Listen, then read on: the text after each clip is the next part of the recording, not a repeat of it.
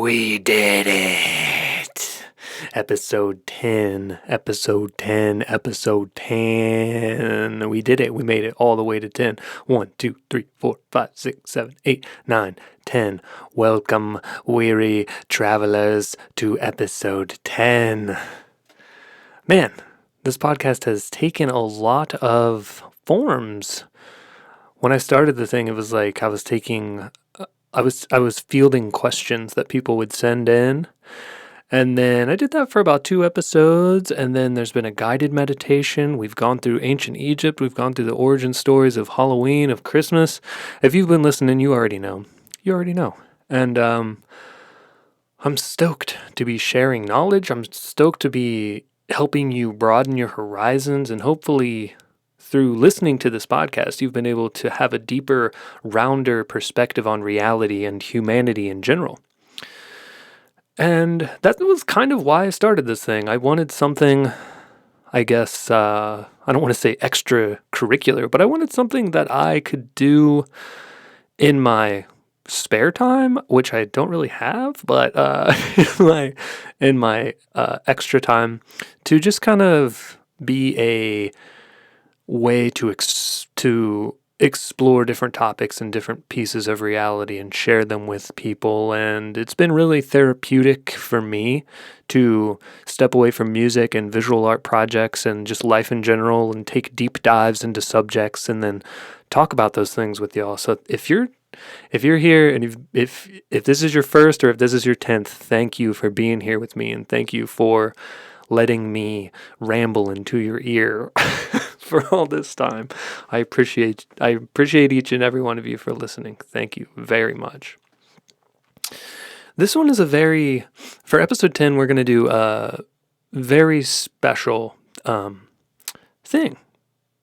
And we're going to do a very special thing. What we're going to do is we're going to dive deep into the world of magic. I decided to let one of my patrons pick the topic for this episode. And longtime supporter and champion human being, Jonathan Newman, is the mastermind behind the topic of this episode, which is magic. So thank you so much, Jonathan Newman, for listening, for your support, for being a patron, and for picking such a thought-provoking, really interesting topic to do for the 10th episode. I really appreciate you taking the time to pick something that has a lot of, that's just interesting. That's just something really cool and interesting. So thank you for that. And speaking of my Patreon, I'm over there at Mount Analogue, MT.ANALOGUE. There are different tiers you can sign up for that all have early access to podcast episodes, early access to music and art and things like that. And yeah. You don't have to sign up on the Patreon to support. You can also leave a rating on whatever you're listening on, or leave a review. That goes a really, really long way. But just for now, I'm gonna stop rambling, and we're gonna get into Jonathan Newman's chosen topic of magic and manifestation. Thoughts. Analog thoughts. Analog thoughts. Analog thoughts. Analog thoughts. Analog thoughts. Analog thoughts. Analog thoughts. Okay, so getting started, just to clarify, this version of magic isn't like card tricks and pulling rabbits out of a hat. So clear that from your mind completely. This is a much more real and tangible form of manifesting and energy work. This magic is the product of many, many, many, many years of practices and paths that hit a convergence point. And so with having these many paths and these many colliding spiritual practices, there's no one right way to practice magic. Rather, there are many different fields of magic that all coalesce and create this wonderful field of study, energy work, healing, elemental shifting, and metaphysical flow. And I don't want to get it twisted, though. Even though we are talking about the spiritual, mystical, elemental realms here, magic as a practice is truly rooted in practicality. And at its core, magic is about intention and actualizing a vision you have for the reality you'd like to see. A little side note here, you've probably noticed that I spelled this episode Magick, and that is not a typo. That is intentional. There's a ton of debate as to why this version of magic is spelled with a K. Some scholars say that magic, with a K, was written this way to differentiate it from stage magic, so that it wouldn't get twisted up with performance. And there is truth to this, but it honestly, it's a broad sort of oversimplification as to exactly why. Some scholars say that Aleister Crowley was the magic practitioner that spearheaded this version of the word, and there's some truth to that as well. But more so the overall reality of it is that magic with a K has been used in text for a very, very long time, and it appears in countless books by countless authors. So even though the actual origins of the word are a little up in the air, it's safe to say that today we use magic with a K to signify this field of practice and study. Okay, back to what magic actually is. It's such a huge thing to explain, and that's because it's, like I said, it's this convergence of all these spiritual practices and paths. But I found a few actual definitions that can probably put it into words a bit better than I can. One of the definitions comes from the authors and bloggers over at The Embroidered Forest. They give it this definition. We can loosely define magic as the action of using willpower and the resources at our disposal to bring about positive changes in our lives. Another definition is from Professor of European Archaeology at Oxford, Chris Gosden, and he defines magic as human participation in the universe, being open to the universe, and in turn, the universe being open to us. So there's this thought among those who practice magic: if you believe in the power of the thing, then the thing has power. The act of believing in the influence of energies, gives those energies influence. So I know that seems kind of like this circular thing and can be a little confusing, but here's an example. If you want a tarot deck to impart information onto you, it will. And through the act of believing that the symbols and the intention of those symbols on the cards have a purpose and bear weight, they will in fact speak to you and impart information. And with this mode of thinking about magic, you can say that it's been with us forever. Anything that affects us culturally or psychologically is tied to magic.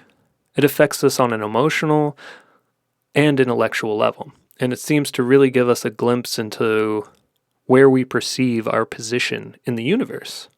It deals with a lot of really big concepts, like are we the creation of a higher being? Are we ourselves the higher being? Are we enslaved to hidden symbols behind the curtain? Can we manifest a more positive reality? Are the energies that bind us together disrupted by an element or a piece of chaos outside of our control? And these are all concepts that magic deal with. So it's a really big field of study, and it's a really beautiful thing. Historically speaking, magic has itself manifested in many different forms culturally and spiritually. There isn't just one field. We're talking about different fields that vary depending on where and when you look throughout the world. There are a ton of people who just through their studies and their contributions to science and understanding of the way the world works were contributing to magic in a really big way. So there have been people throughout time and throughout history in culture that contributed to the overall study of magic and what current magic practitioners or magicians the philosophies they use today. Some of those people are Aristotle, Isaac Newton, Plato, Da Vinci, Socrates, and most of these people, they wouldn't if you ask them, oh, you must be a magician, they wouldn't outright say, yes, I practice magic, and I understand its influence on reality. They wouldn't necessarily have had that mindset, but they were key contributors to developing techniques and sciences and practices that are used in magic. Sorry if you're hearing my laptop fan boot on. It's where I have to keep my laptop kind of close because it's where I have all my notes, and I don't really like holding my phone up for this entire podcast because I could do it that way, but I take all my notes on my laptop. The fan will boot off in a second. Sorry if you're an audiophile and you have headphones on and you're like, what's that whizzing sound? It will stop. And before we understand sciences in the world and before we comprehend things fully, they always appear to be magic. Things like astronomy, medicine, technology, so on and so forth. At a first glance, things that are new and unfathomable to us can appear impossible. And I think that recognizing this phenomenon is in the spirit of being a magician. One who practices magic knows that there is more to all of what we experience than what meets the eye, and they're open to those potentialities and possibilities. When you peel back, when you kind of like look at the entire thing and you start to peel back the layers of science, religion, and magic, they're all connected, but they are all different things. And you don't have to pick just one, and you wouldn't be able to if you wanted to. In the modern world, there's a lot of this pushback against magic because of this thought like, oh, if I started thinking about studying things in a different way and started thinking about magic or like looking at different spiritual paths or belief systems, it'll somehow negate my beliefs or understanding of science or understanding of my current path of religion and or spirituality, and that just isn't true. What diving into magic can do for you is actually open up your perspective and understanding of science and spirituality. Another note I took here, something I wanted to mention, is there was this big thing in the 80s and 90s called satanic panic. And if you were around in the 80s or 90s, you probably remember it. The media got a hold of people practicing different things and, of course, sensationalized it and demonized it. Wicca, pagan beliefs, and generally anything that wasn't Christianity all got thrown into a pot together. If you told someone you were Wiccan, they probably thought you were a demon or worshiped demons in the 80s or 90s. They were just kind of weird times. The 80s and 90s were weird times in this regard, and for other regards, but there was a ton of misinformation and a huge mob mentality against beliefs that deviated from, air quotes, normal. Magic took a big hit during these periods of time in popularity in the West. And honestly, throughout time in general, Christianity and Islam would have a pretty big hand in demonizing things like magic and secular modes of metaphysical thinking. I mean, that kind of goes without saying. That's been going on. It's been going on since the dawn of time. You know, you don't think like me, so you must be a demon, or you must worship demons, or I need you to think like me, so join my team because your team's wrong. I even personally went through this period in like my early 20s and mid 20s where I got super deep into spiritual paths and I was practicing different forms of meditation and different forms of thinking about the metaphysical realm. And then I panned back and tried to look at the world in this really scientific, subjective way, all the while ignoring some of the most beautiful pieces of the puzzle because they defied my scientific perspective. Then later on in my 20s, later on in my later 20s, I got back into spirituality really heavy again. And then I sort of had this perspective of a fusion of spirit and science and metaphysics. And yeah, that was sort of just my journey through my 20s. But basically, in a nutshell, basically, in a nutshell, now, after doing a lot of searching and research and living and just vibing, I found myself embracing all of the paths. Each belief system has something special to offer us, and each mode of thinking has something worth exploring and something worth interacting with. And magic is no different. It has like this full spectrum of beauty, darkness, realness, waviness. It kind of is this not collision, but this intersection of science and spirituality in a really cool, beautiful way. And so far I've been talking really broad about magic, and you're probably like, damn, where does the rubber hit the road here in practice and and stuff like that. And there's so many ways to field this, so many different ways to approach talking about when and how to practice magic. And as I said before, it's a really complex field of study, and it draws from a ton of different paths and practices and ideas and rituals. That being said, I'm going to pick a more modern magician, one who pioneered a lot of the ideas that magic has to offer and a lot of the rituals that people use today. Aleister Crowley, and you've heard him before in Ozzy Osbourne's song, Mr. Crowley, gang, gang, gang. That's who he's talking about. But it's actually Crowley, and Ozzy got it wrong. Sorry, Ozzy, we love you. Mwah. Crowley was an English occultist, ceremonial magician. He was a poet, a painter, a novelist, and a mountaineer. A little disclaimer here. Crowley doesn't represent all of magic. In no way do I mean to imply that he is the leader of those who practice Wicca, paganism, Semitic religions, Christianity, Satanism, any religion or spiritual path. He himself created a spiritual path and philosophy called thelema, which translates from the Greek word will. Another thing about Crowley too, not to harp on about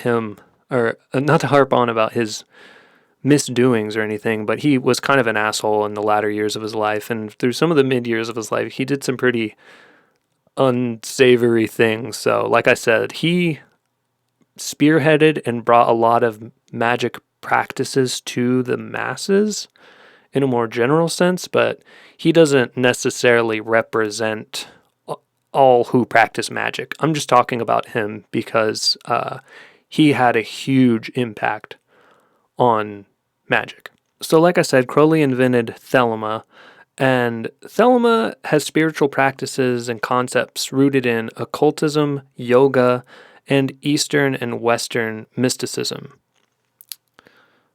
He defines magic as the science and art of causing change to occur in conformity with will.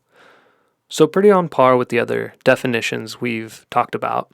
And Crowley believed that after discovering the true will, the magician must also remove any elements of himself that stand in the way of its success.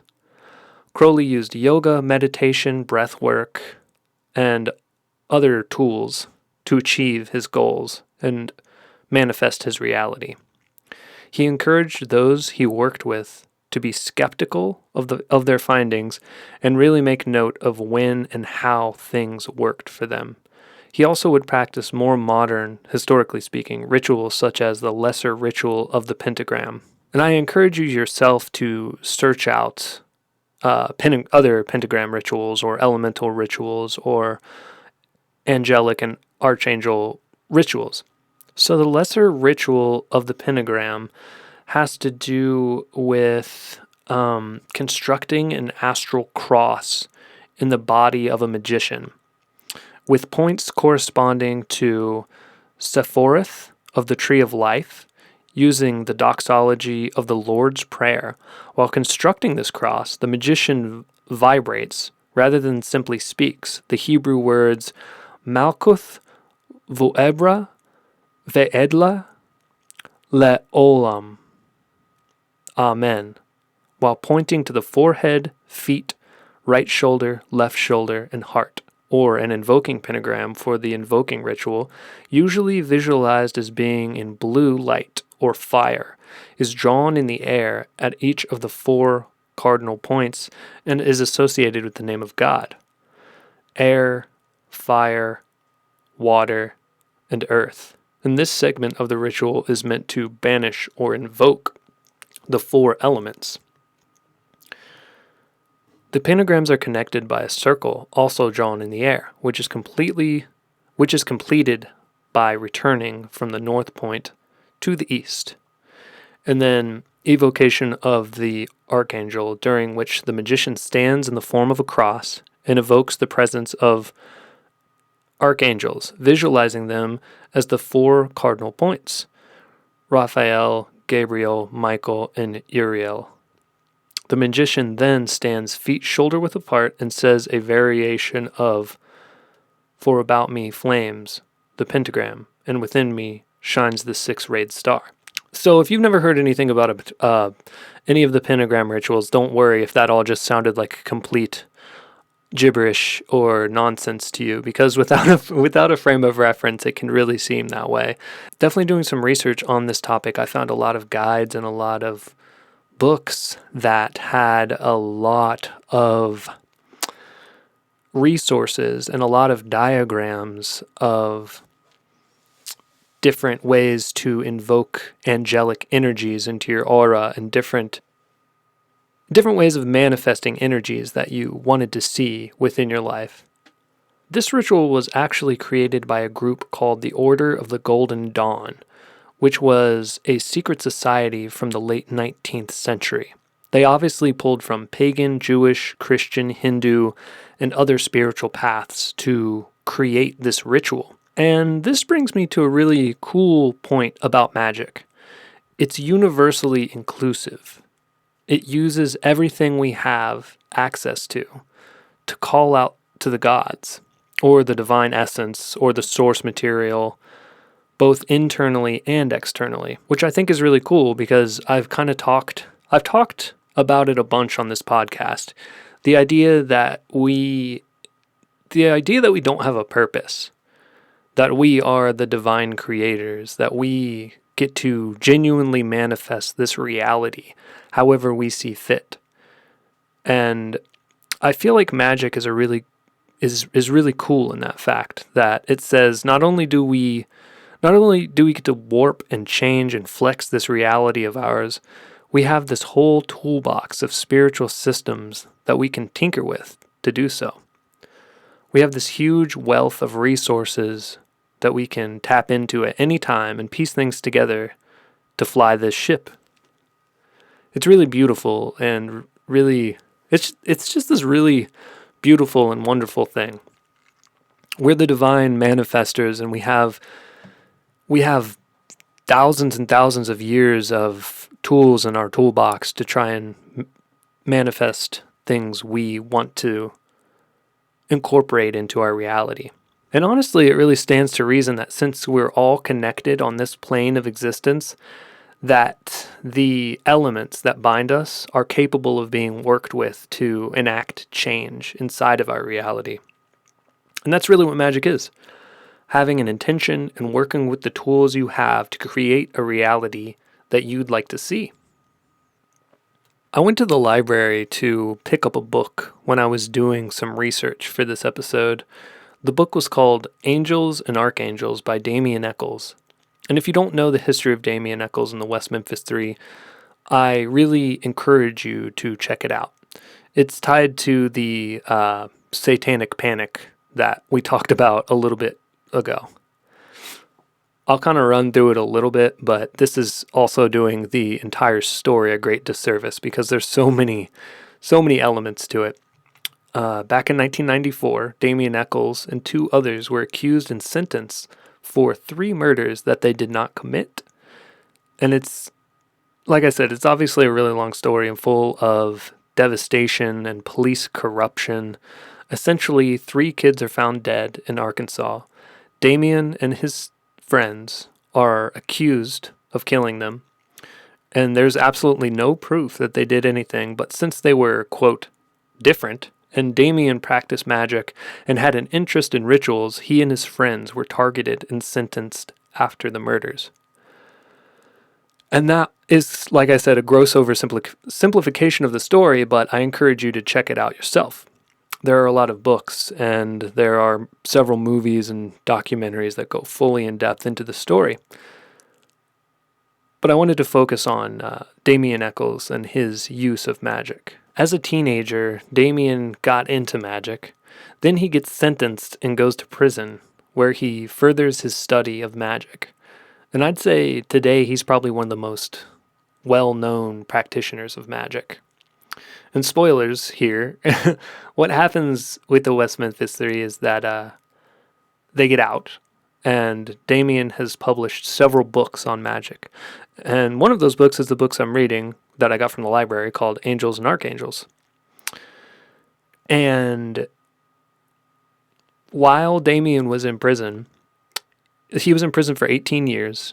And for the last, he practiced magic for those entire 18 years, but the last 8 years of those 18 years, he was in solitary confinement, during which he used most of the rituals that are in this book to invoke angelic energies into his aura. And it's a really trippy, really interesting book. There's a quote on the back that I thought really sums up the intention of the book pretty well. And the quote is, "The ultimate goal of working with angels is to become one ourselves. That's what people actually are, unconscious angels." And I think that that's really beautiful. And in the book, he talks about using ceremonial magic and focusing on meditation or prayer, and meditating or praying on symbols that can invoke certain states of consciousness. And I feel like I've been actively using magic for most of my adult life in one way or another, but what I really like about this book is that it's just another tool for the toolkit. What I mean by I feel like I've been actively practicing magic for most of my adult life is, after getting into this book and reading it, I'm like, oh, I've totally done a lot of this stuff without knowing it. And I guess I've been actively trying to pull in frequency fields into my aura via meditation or via altering my state of consciousness or dissecting my ego to bring about these positive states of mind. And that's what the book's about. So it really resonates with me. I did have one discrepancy from the book that I wanted to talk about that I'm trying to get an answer to. So if you're listening to this and you know the answer to this, please don't hesitate to email me or shoot me a message on whatever. And it's that in his book, it's full of sigils. There are a bunch of Archangel sigils that are meant to focus on while entering a certain state of consciousness. And there's a list of things to keep your mind. Like, for instance, the Archangel Raphael, it says, focus on seeing an angel wearing bright yellow robes and holding a staff that has intertwining snakes, and focus on things like spring or moss on the wind or water, and it can help you heal. But connected with that is the sigil of Raphael, which when I look at the sigil, it looks very different than ones I've seen in other books or online. And they actually, all of the Archangel sigils look different than ones I've seen in other books or on other websites. So if anyone has an answer as to why Damien Echols' Archangel sigils don't look like the conventional ones, I know that's such a strange question. I actually messaged him because I got so into this book, and I was like, dang, okay. And I started, cross-referencing information online with what I was reading, because I like to do that with books. And none of the sigils looked like ones that I was seeing online or from other books that I have. So yeah, that was just anyway. If you know, or if you have access to that nugget of knowledge, please let me know. But one cool thing that I really like about the book is when he's writing about it, he's talked about it in the book, and he's talked about it on several podcasts I've listened to, but he considers his life in prison as a blessing because it offered him the time to explore all of these different spiritual paths and examine how they all intersect.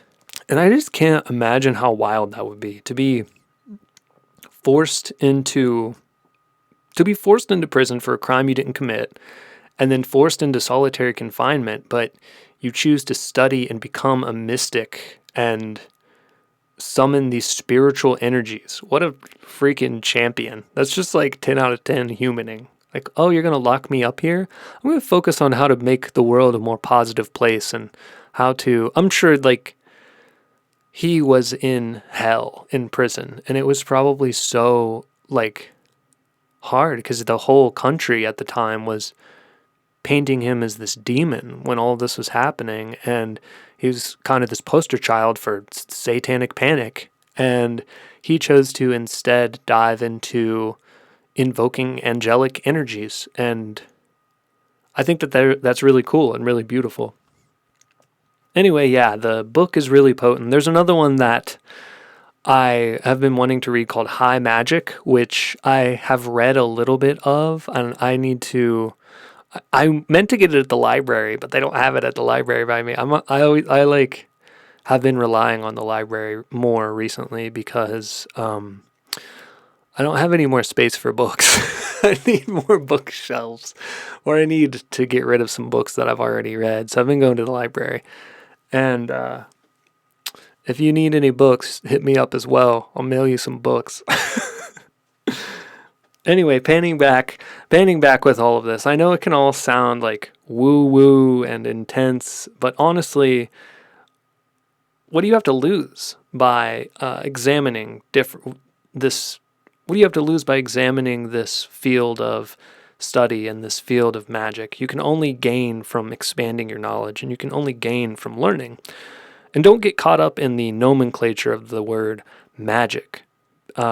People who focus on this realm of intersecting spiritual paths had to call it something, and I think that magic is a pretty cool term for it. Another thing is don't be ashamed to dive into this realm either. The way that the West is set up is from mostly European Christians. That's why any of this occult or magic stuff can feel sort of like forbidden or like it's devilish or not supposed to be looked at. And we've certainly been conditioned through media and the government and just society in general to look at these ideas as sort of like blasphemous. And the really silly conundrum with that is that the Bible is one of the most misunderstood and misinterpreted works of all time. It's full of symbolism and really real tools to navigate the human experience. It's one of the most magical books ever written. And it's through the dogma and the taking of everything in the Bible at face value that really corrupts what the Bible actually is. Most, if not all of the stories in the Bible are metaphors for how to live, metaphors for how to build and exchange energy. Somewhere along the line, mostly with Catholicism, things start to be taken super literally, and the stories that were meant to open our minds and help us understand our reality began to do just the opposite. They start to put our reality into a tunnel, and the misinterpretation becomes a detriment to growth and understanding. And also, don't get me wrong, the Bible got all twisted up. The Bible got all twisted up from people in positions of power who wanted to push their agendas and control humanity as well. But just like with any toolbox or guideline or tutorial or set of information, you have to sift through it and dissect it critically. And Taking things at face value as absolute truth does not allow you to do that. This is why Crowley and pretty much all magicians encouraged people who practice to be hypercritical of their findings. When you take all of the beliefs and try to purify the essence of them and try to reassemble the elements of them as something more potent and real, you have to have a really strong filter. You have to really make sure none of the particles of nonsense are getting through. We can look back through hundreds of years of the United States and see persecution of people who practice magic or the occult. It's through years of conditioning and indoctrination that give us this sense of forbiddenness. Don't let that conditioning keep you from opening or changing your perception. I kind of touched on some of the key humans related to magic a little bit, but I wanted to bring up and elaborate just a little more on a few other things that I think are really interesting. These are some people of science, people of spirit, and grand thinkers that I think, whether they meant to or not, were practicing magic. One of those humans was Pythagoras, and he was born in 570 BCE. And many historians mark his arrival in the Greek city of Crotona as the arrival of magic in the Western world. And yeah, Greece is, I know it sounds weird to call Greece the Western world, but Greece is considered the West in terms of foundations of Western culture. He traveled abroad and studied with philosophers, scientists, and priests in Turkey, Egypt, Babylon, and other parts of the world. He eventually came to Greece and finally settled in Crotona. It's there that he decided to post up and start his order called the Pythagorean Brotherhood. He set it up to teach and pass on all of the knowledge he gathered from traveling and learning abroad. If you joined the Brotherhood, you took a vow of silence for the first 5 years, and after that you were permitted into the inner circle to learn the knowledge of Pythagoras and his other teachers. They believed in reincarnation, the meaning of numbers, and geometry and rules governing everyday life. They eventually get involved with politicians and aristocrats and have a pretty big influence on the government. And their brotherhood is honestly where we see the inception of secret societies being tied in with governing bodies, and occult and magic being thrown into the mix as well. This is where, according to most historians, all that started. The next person I wanted to, and sorry if I'm just rattling these off, there's so many people who are important in the world of magic. But the next person I want to talk about is Empedocles. And we're still in ancient Greece. We're still in the same time frame as Pythagoras. Philosophers are really trying to understand what makes reality tick at the time of Empedocles. And there's a pretty widely accepted thought that it's some sort of element, that the source of all creation and the minutiae of reality can be tied to some element. Some said it was water, some said it was air. Empedocles comes along and says, you know what? It's actually all of the elements that make up everything, not just one single element. He creates the thought that it is a synthesis of elements that build reality. He deduces that the elements that make up our reality are fire, air, water, and earth by combining and separating. Modern scientists still kind of use this model today with solids, liquids, gas, energy. So Empedocles was really onto something with this. This classification of elements became the most influential set of symbols in occult theory and practice, and in science itself. You'll see these elements used and spoken about in many, if not all, ritual magic ceremonies. So hang with me, I'm just going to talk about 2 more people. The next one is Miriam, the alchemist. And this one's really cool because it ties into, she's really cool because she ties into the episode I did about Egypt.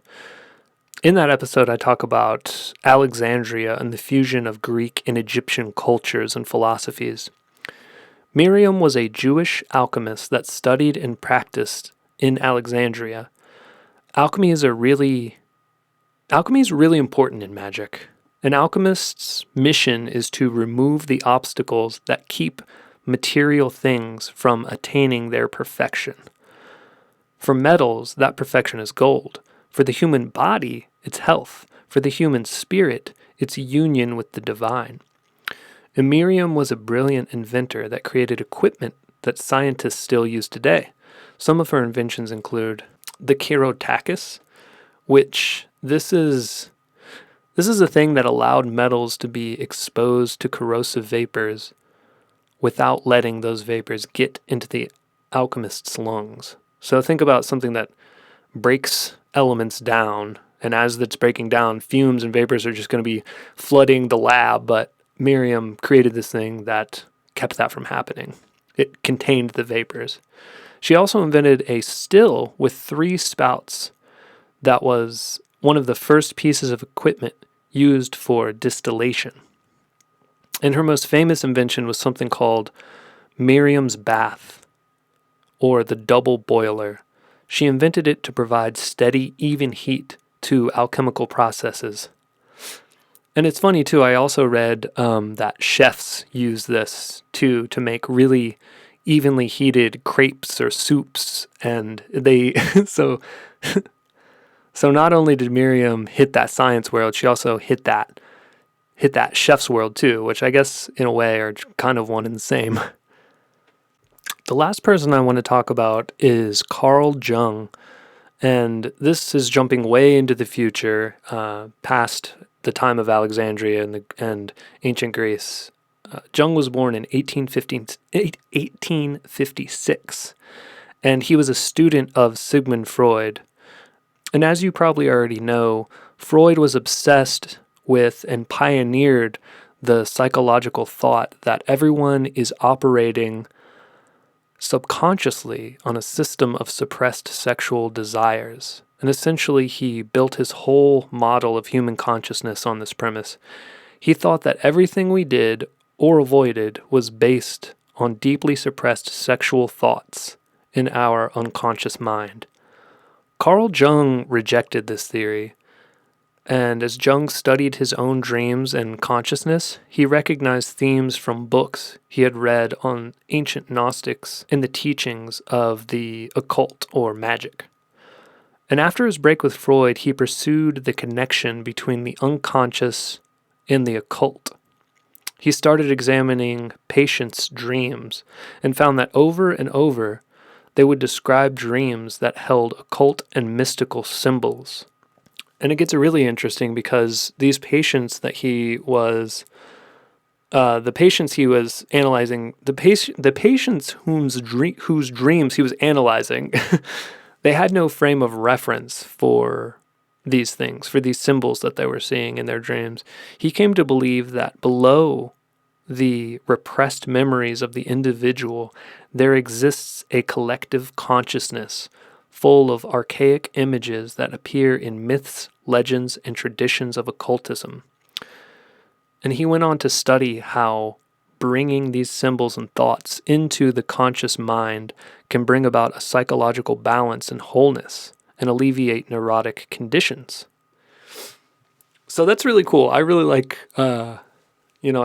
the ideas that Carl Jung had. He's studying under Freud. Freud is like, it's all about suppressed sexual desires. And Carl Jung's like, I don't know, man. I'm kind of getting these visions in my dreams about spiders and temples and scorpions and weird symbols and stuff. And he was examining other people's dreams and realizing this and realizing that they were having the same symbols appear to them. So he devotes his whole field of study to this. He's a super interesting guy. I'm definitely going to do a deep dive on him, and I might actually even do a whole podcast on Carl Jung because I think that that's a super interesting phenomenon. That sums up some of the figures I wanted to talk about who were important to magic. Of course, there are countless others that had a huge hand in developing this field of study. But just know that manifesting your reality through intention and mindfulness is real. and connecting with different spiritual and metaphysical systems is important and vital to a healthy state of consciousness. So I want to stick with the tradition of doing a fun fact at the end of the podcast. And this fact, or series of facts rather, is tied into the occult and magic. I thought it only appropriate to focus on what we're talking about with this one. And this fun fact is another one that I took a note of that could potentially be the topic of an entire podcast too. And I looked up a couple books on this. I had no idea this was a thing, and I don't know how I've never heard of this stuff before. This needs to be I feel like if in school they included information like this with the just sort of dry historical facts, that kids would be really engaged in history class. But anyway, the fun fact is that fun facts are that Abraham Lincoln was a spiritualist and regularly consulted mystics, oracles, and gurus. At the age of 22, he visited a seer that told him he would become president of the United States. One of the mystics that Lincoln consulted even warned him of his impending death.